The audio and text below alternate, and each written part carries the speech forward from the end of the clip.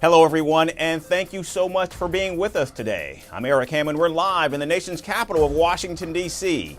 And today on Firstpost America, initial assessments of U.S. strikes on Iran's nuclear facilities paint a very different picture from the one provided by President Donald Trump. Meanwhile, a major upset in the race for mayor of New York City as the Democratic Party once again grapples with growing pains in the Trump era.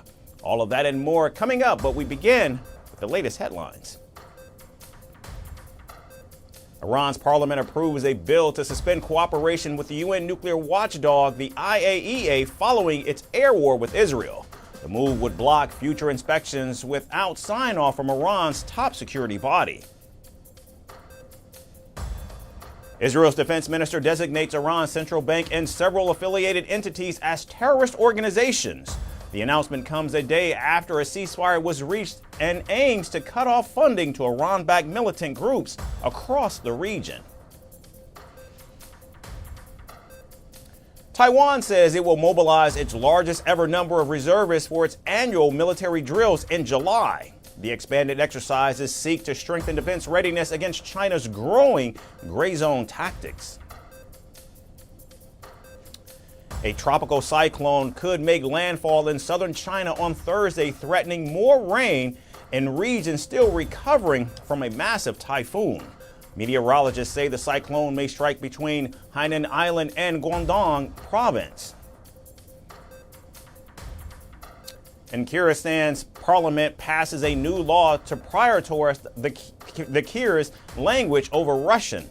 The proposed law reflects growing efforts by Central Asian nations to assert a national identity amid fading Russian influence post-Ukraine invasion.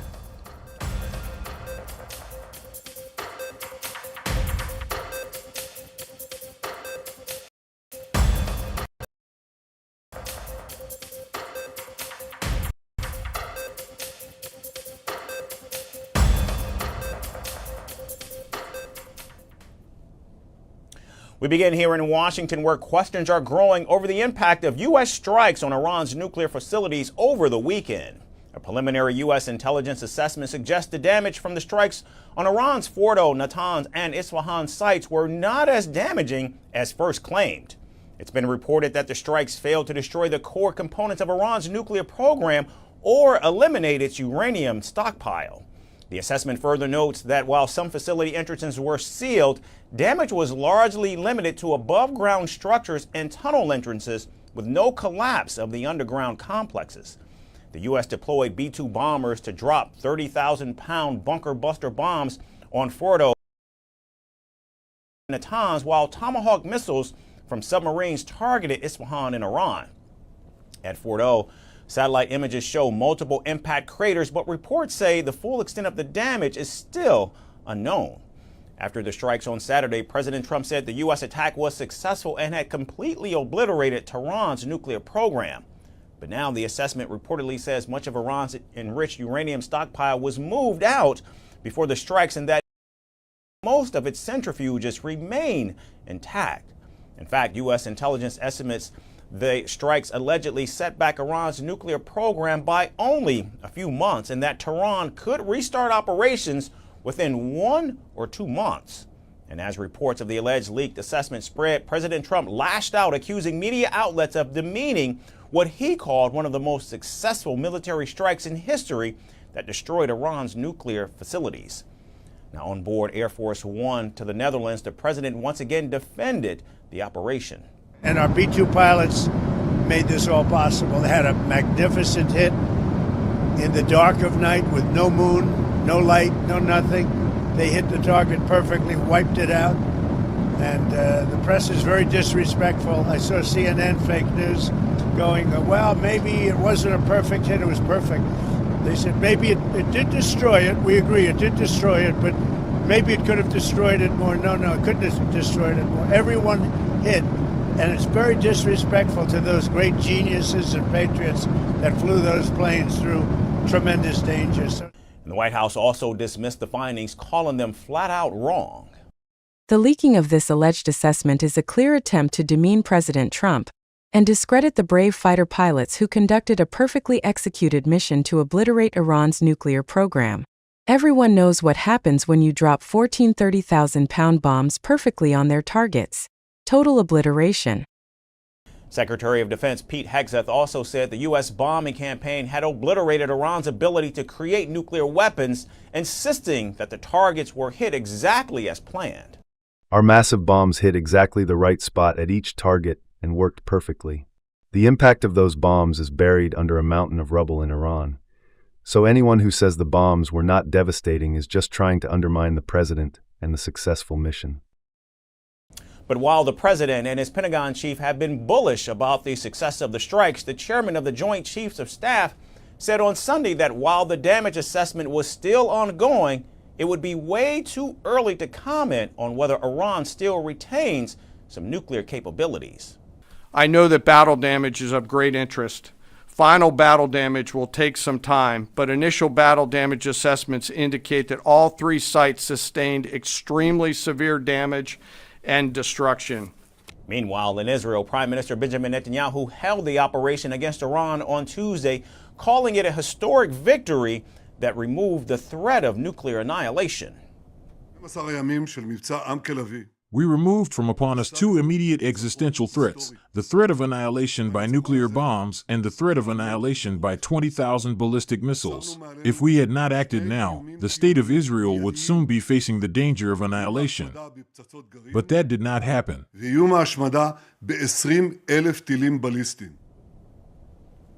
Now, despite this, Iran says it's taking measures to ensure the continuation of its nuclear program after the U.S. and Israeli strikes. And back in Washington, Democratic lawmakers remain skeptical, with questions mounting over the actual impact of the strikes. Classified briefings for both the House and Senate have also been canceled, with no new date announced as of now. So with intelligence reviews still underway, congressional briefings on hold, and the White House standing firm on its claims of success, the debate over what the strikes really achieved is far from over. And staying here in Washington, China has launched another stinging accusation against the Central Intelligence Agency, or the CIA, this time over what it calls absurd and amateurish attempt to recruit Chinese citizens through social media videos posted online. China's Ministry of State Security has described the CIA's campaign as a farcical performance, accusing the American agency of paranoid delusions and what it calls baffling incompetence. These painstakingly crafted job ads, riddled with clumsy rhetoric and slanderous claims, lay bare the absurd logic and paranoid delusions of American intelligence agencies. Once again, the self-proclaimed world's top intelligence power has turned itself into an international laughingstock through its baffling incompetence. In a statement published by the Chinese Communist Party-backed publication Global Times, Beijing has accused the CIA of violating fundamental norms of international relations and labeled the U.S. intelligence community as, quote-unquote, a notorious enemy of the international community. The CIA has fabricated the false narrative of China's collapse, hyped up the China threat to deceive the world, and used tales of China's espionage to cover up its own incompetence while blatantly persecuting the innocent.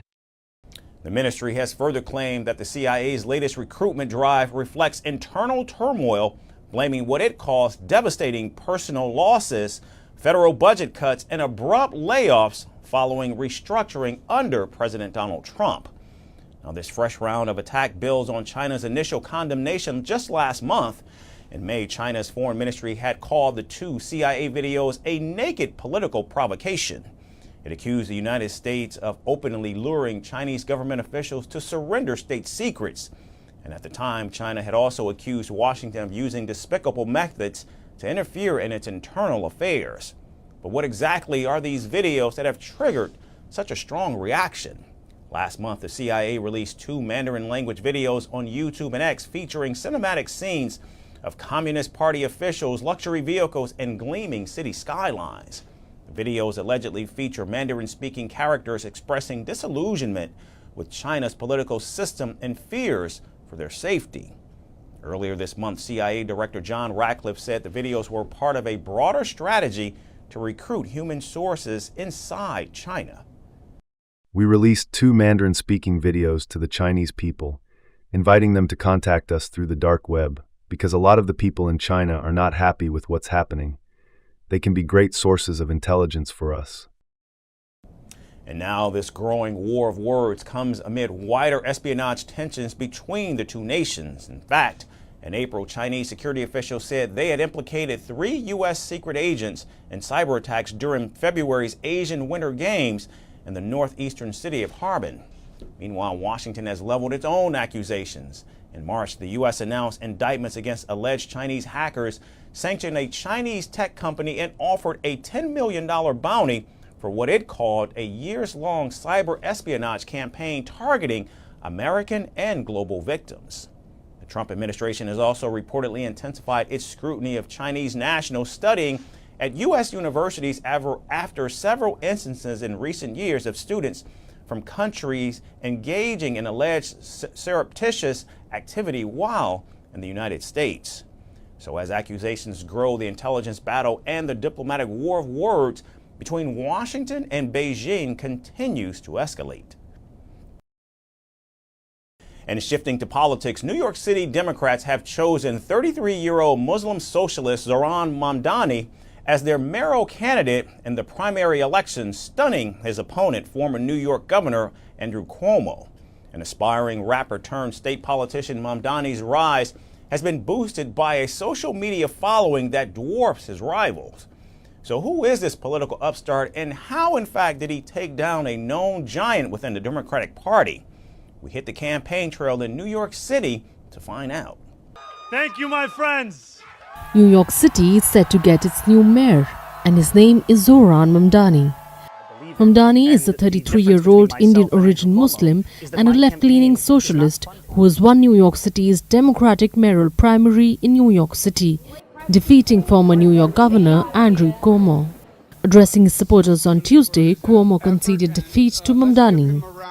And I'm very proud of the campaign that we ran, and I'm proud of the effort that we put forth, and I'm proud of the issues that we discussed. But tonight was not our night.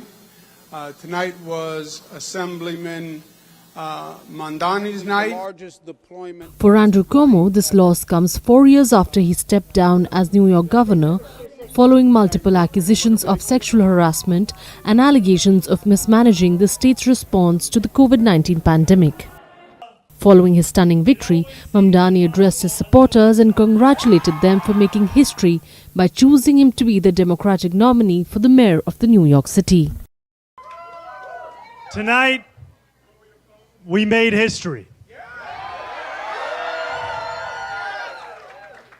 In the words of Nelson Mandela, it always seems impossible until it is done.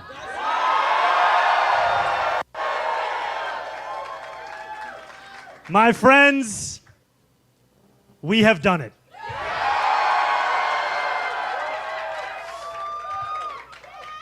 I will be your Democratic nominee for the mayor of New York City. Today, 8 months after launching this campaign, with the vision of a city that every New Yorker could afford,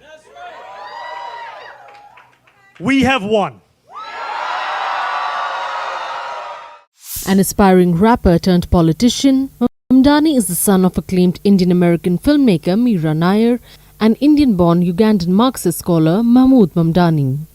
He moved to New York City when he was 7 years old and had a long-term interest in politics. Mamdani's Upbeat campaign, leveraging youthful social media savvy, Mamdani's Upbeat campaign appears to have resonated strongly with voters.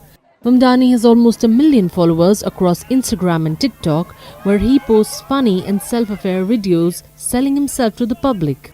The clips frequently show him walking through New York or riding the subway. These things are unlikely to come naturally to the multimillionaire Cuomo. Mamdani has bold ideas for what he would do as mayor in a city with a long-standing affordable housing crisis. He wants to freeze rent increases for people in applicable buildings and build 200,000 new units over the next 10 years.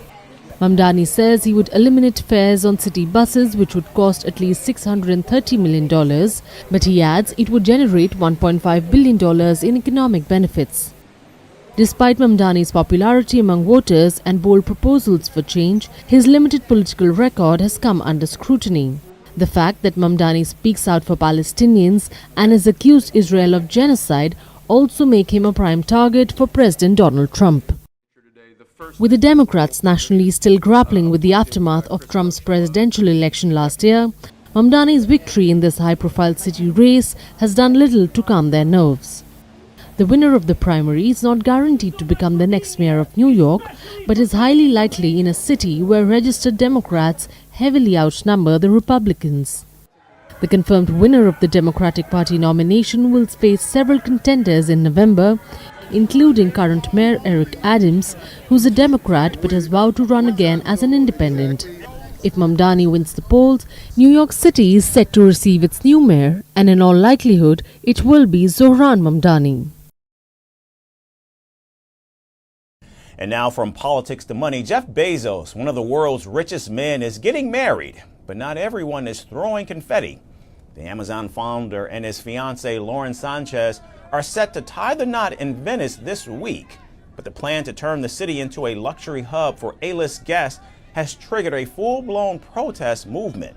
The couple had originally planned to host their main wedding celebration at the majestic 16th century building in central Venice. But now they're facing mounting pressure from local activists, environmental groups, and residents who say their city was being transformed into a private amusement park for the rich. Now, according to reports, the original venue was scrapped after activists from a group called No Space for Bezos threatened to stage blockades, including a plan to fill Venetian canals with inflatable crocodiles to disrupt celebrity arrivals. The wedding reception will now take place in the Arsenal, a fortified 14th century shipyard complex in the eastern part of Venice, which is surrounded by water and can be sealed off entirely from land when connecting bridges are raised. For weeks, the building has been at the center of public anger, with many accusing Bezos of ignoring the struggles of his city, which is actively sinking and grappling with over-tourism. Environmental groups, including Greenpeace, unfurled a massive banner in St. Mark's Square this week, reading, "If you can't rent Venice for the wedding, you can pay more in tax." The problem is not the wedding, the problem is the system. We think that one big billionaire can't rent a city for his pleasure. We think that the people would have the same power, the same direct. So we think that all of us have the same space. We think that not one can rent completely the city. We think that we need to tax the people that have a huge number of money and use this money for reduce the impact of climate change, to increase the healthcare system, to increase the welfare state. So we are here because we want to stop this injustice society, injustice climate, and we want to change the mind of people. We want to change the society.